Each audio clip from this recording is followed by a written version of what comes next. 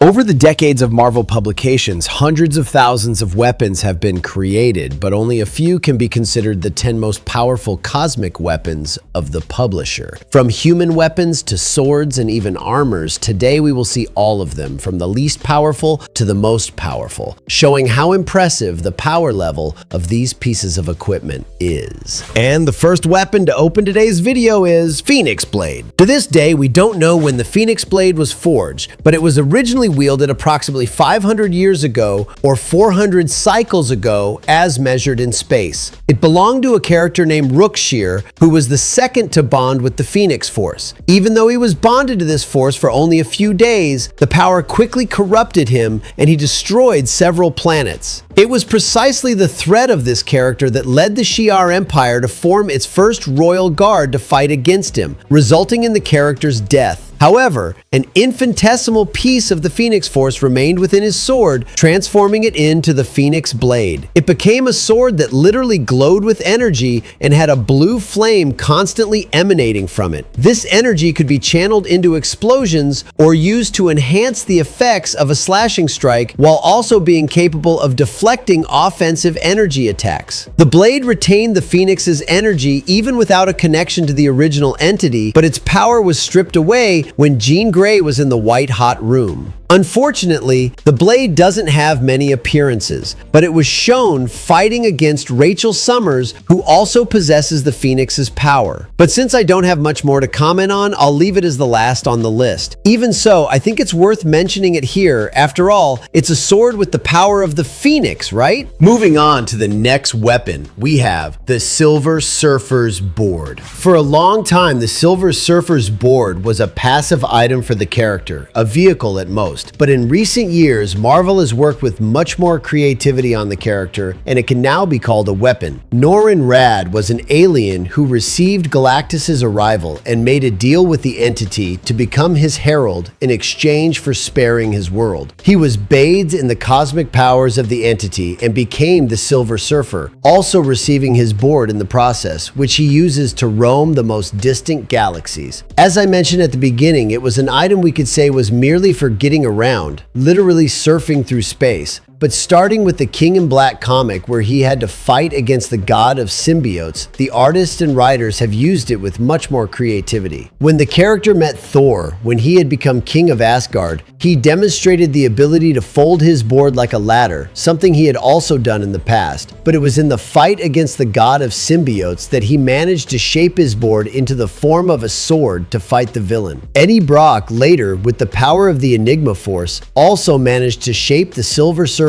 board along with Mjolnir to form an axe to definitively destroy Null. Recently, and I even made a short about this on the channel, he used his board to merge with Surtur's Twilight Sword, making it even more powerful and giving the Silver Surfer a new form. But Surtur's sword is a mystical sword and is not part of the Silver Surfer's board, although it shows that his board can attach to other objects to become more powerful. Either way, it deserves to be in today's video because it can indeed be used as a weapon, even though its initial function is not that. But continuing in the realm of cosmic entities, let's talk about the Tactagon billions of years ago. A mysterious entity known only as a cosmic child created the Tactagon. After being lost by its creator, this artifact wandered through the cosmos, connecting with various alien hosts until it was separated from one of them in a battle and fell to Earth in San Francisco. For years, the Tactagon remained inactive until it sensed the presence of Violet Lightner, attaching itself to her forearm and transforming her into a superhero. Described as a multi-dimensional arsenal, the Tactagon can shape itself into any weapon or tool imagined by its user. An extremely impressive feature is its ability to automatically detect the weaknesses of any enemy and adapt for combat. It could also take control of surrounding computers to gather information and is described as being at an Omega level, the same classification as weapons like Mjolnir. In fact, it was said to possibly be on the same level as the Cosmic Cube, but it hasn't shown anything to place it on the same tier. In truth, it's due to its low number of appearances that it ranks lower on the list, although personally, I think it deserved more spotlight. The idea is really great and could cause some serious damage.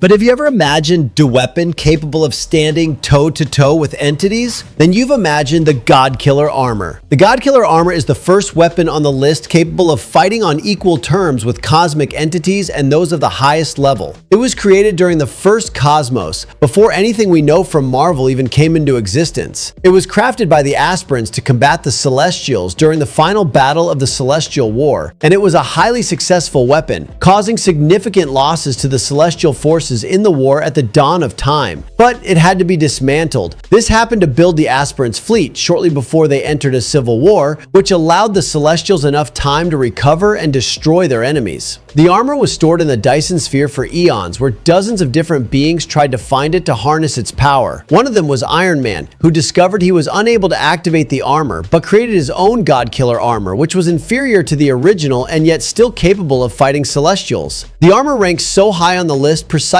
because it was capable of killing Celestials. It was a weapon that fulfilled its purpose, but it was dismantled during the war, leading to the Aspirants' defeat. None of the weapons mentioned earlier have the capacity to do this, so it ranks 7th on the list, below the next ones that wield even greater power. One that certainly has more power is the Necro Sword. Still talking about ancient weapons, during the creation of the 7 Cosmos, Null simply created the most powerful sword in Marvel by far. Inside the head of a Celestial, he forged his supreme weapon, with which he would wage war against the light. After millennia of battle, the god of symbiotes fell, weakened, on a planet where the sword passed to Gorr, who took it from the character's body and used it for his own purposes. Gorr set out on a vendetta against the gods, believing they were unnecessary for the maintenance of the universe, and became known as the God Butcher. It ranks so high on the list because as he killed new gods, the sword grew stronger, and he formed a very strong bond with the Necro Sword. This to the point that billions of years in the future, when Gorr had already died, the Necro Sword simply resurrected him. This was because it couldn't find any other wielder worthy of it. And mind you, it had passed through the hands of Galactus, Ego, the Living Planet, and even Loki. Under his possession, Gorr used it to defeat at the same time 3 versions of Thor, including one that was the All-Father. He could also create beings from shadows, both to attack his opponents, as he constantly did with the God of Thunder, and for companionship, as he emulated his family using the shadows. These shadows created by him had a will of their own, as seen with his son, who ended up betraying the character. Despite being able to create other beings, curiously, the sword is unable to heal its wielder, as Gorr lost an eye and remained without it until his death in the fight against Thor. It is virtually indestructible, as seen when the All-Father, Thor, was unable to do anything against it and threw it into a black hole in the hope that no one else could reach it. But still talking about primordial entities, in 5th place we have the Death Gem. It is an artificial infinity gem, created in the modern era after Death rejected Thanos once again. He then used his powers to encapsulate the personification of Death in a gem so that the two could be together. Of course, Death didn't like this one bit and was still trying to oppose Thanos, but there wasn't much she could do inside a gem. He tried to use it to its full potential, but failed to unlock its true power, imagining that it needed to be close to the other Infinity Gems to function completely. But when Thanos tried to do this, he actually managed to activate the Death Gem, realizing that it wasn't the cause, but rather the fact that Death didn't want to be with him. She left Thanos and later landed in a cemetery where she revived Agent Phil Coulson, choosing the character as the bearer of the Death Gem. It sits restlessly on the list, as it is literally Death itself, the cosmic entity itself, or at least the avatar of that universe. This means that anyone who bears this gem and receives Death's blessing using all its powers can revive the dead, create hordes of undead, induce death in living people, and so on. One of the most insane powers that Death has, and that its bearers also possess, is the Touch of Death, where anyone can die with just a single touch from the entity. It's held back on the list since all the upcoming items are more powerful than Death itself. Therefore, this is the highest spot I can place it, despite it still still being insanely powerful. But still talking about gems, in fourth place, I put the Complete Infinity Gauntlet. As incredible as it may seem, the Complete Infinity Gauntlet with all its gems ranks only fourth on the list, but that doesn't make them any less powerful, so don't worry. I've already mentioned here that their origin has become much more confusing over the years. After all, Nemesis, the entity responsible for their creation, was kind of erased from Marvel, but that doesn't really matter much, because we're here to talk about their power, not their origin, and even with changes in their construction, they're items that make anyone a god. And I'm not just saying that. When the gems were destroyed during the incursions, Thanos went after the only one that remained and stated himself that with it, he could be invincible. When the Infinity Gems are together, they are capable of doing practically everything from manipulating reality, time, matter, space, souls, and so on. Not even all the cosmic entities of Marvel combined, except for the Living Tribunal and some more recent ones that didn't participate in the battle, could stand up to Thanos. To make things a bit more fun, he even gave up a good portion of his power to fight Earth's heroes. Even Death, who was Thanos' ally, felt compelled to attack him because he had too much power in his hands. In the end, he even defeated Eternity, the personification of the universe, and took its place, which gave an opening for him to be defeated. Of course, I'm giving the most classic example of all, which is when Thanos got the gauntlet, but several characters have already wielded it. Gamora, for example, once folded the universe in half, creating several fusions of various characters within Marvel. The Complete Gauntlet ranks above Death precisely because it managed to defeat Death along with the other entities the first time Thanos assembled them. And it ranks below the others because the Gauntlet still has limitations, such as only working within its universe of origin, while the next ones don't and either match or surpass the Complete Gauntlet in power.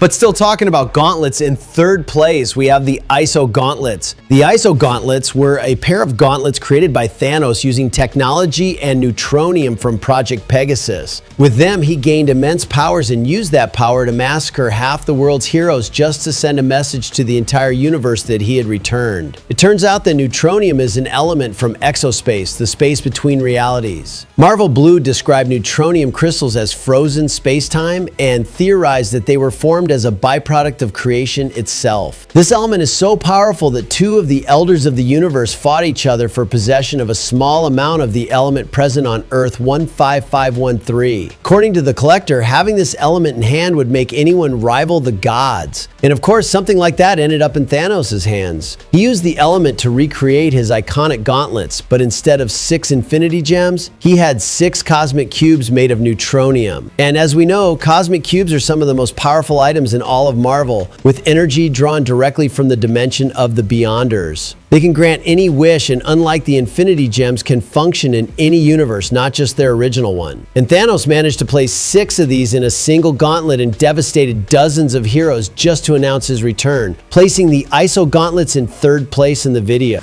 Below, of course, is the Ultimate Nullifier. The Ultimate Nullifier is so far the most powerful weapon ever created in all of Marvel's history, surpassing the creation of gods and fragments of entities. The Nullifier was created by the Watcher Enmu when the Procelicans began invading other planets after the Watchers helped them develop. When activated, practically their entire race was destroyed in a single blow. But if that were all, it would still be manageable. Along with them, 9/10 of the entire Marvel multiverse was destroyed, causing the end of almost everything that had ever existed. The weapon is so powerful that it was later used by the Fantastic Four to threaten Galactus during his first visit to Earth. The Devourer of Worlds was so terrified that he decided to leave the planet but took the weapon with him in an agreement with the Fantastic Four. Later, it was indeed used by Galactus himself, who attempted to kill Korvac, who had become a cosmic entity, and Korvac acknowledged that it could indeed kill him. This blast also demonstrated that it not only erases everything in space, but also in time, requiring the TVA to work extensively when this weapon is used. The only drawback is that if the wielder's mind is not powerful enough, they will also be erased in the process, which prevents many from using it.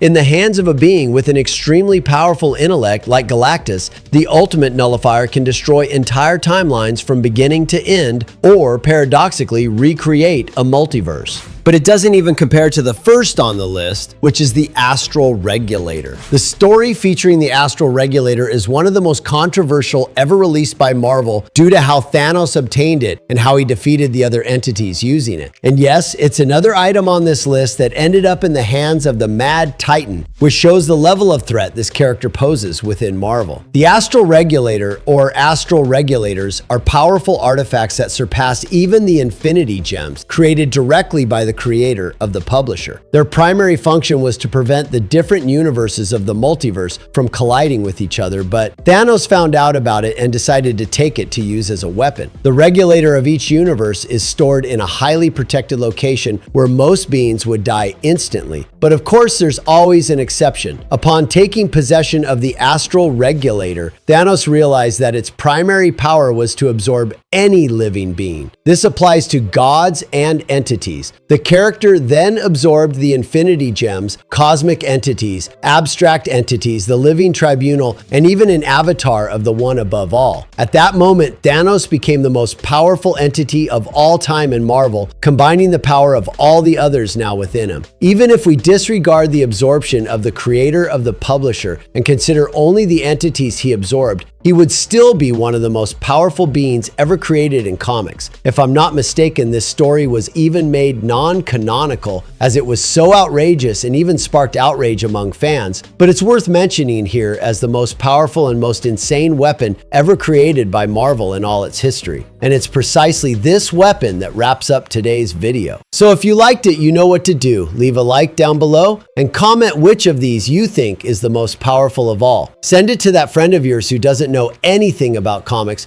and help the channel keep growing. Thanks, and see you next time.